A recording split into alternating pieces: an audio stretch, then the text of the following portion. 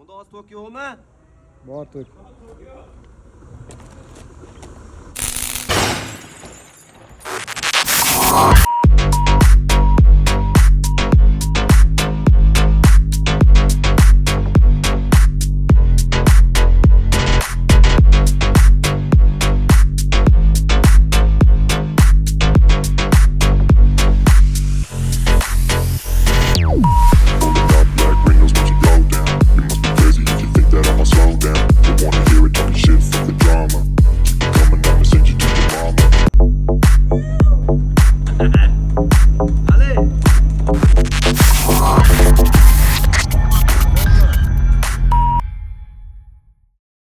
Assalomu alaykum do'stlarimiz.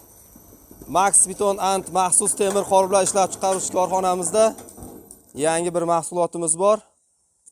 Korxona mijozlariga talabiga binoan mini kazlokran qildik. 12 metr oralig'i, prelyot 8 metr, tashiga chiqishi bilan 12 metrlik mini kazlokranimiz.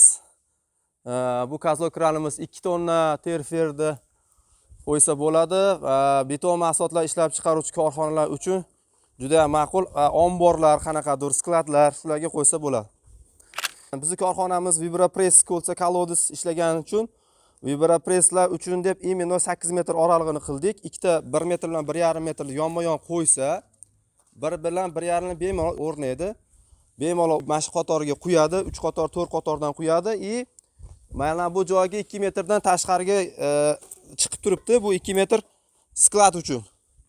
Chiqqan mahsulot, tayyor mahsulotlarni terib qo'ysa bo'ladi. Mana shu chiqib turgan 2 metrlik dug' tavrga tepani ko'rsatyapsiz. Yana 1,5 metr masofa, где-то 2 metrlik qo'shib olsa ham bo'ladi. Do'stlar, bu mahsulot qandaydir bir sertifikatga ega emas, biz o'zimiz qildik. Rossiya texnologiyasi bo'yicha Rossiyaning go'slarini ko'rib, o'rganib, shundan razmerlarni olib qildik. Inshaalloh yaxshi bo'ldi. Kimga shunaqa mini kazlokranlar kerak bo'lsa, profilimizga kirsanglar, nomerlar qo'yib qo'yamiz. Shu nomerlarga aloqaga chiqing. Hammaga rahmat, salomat bo'linglar.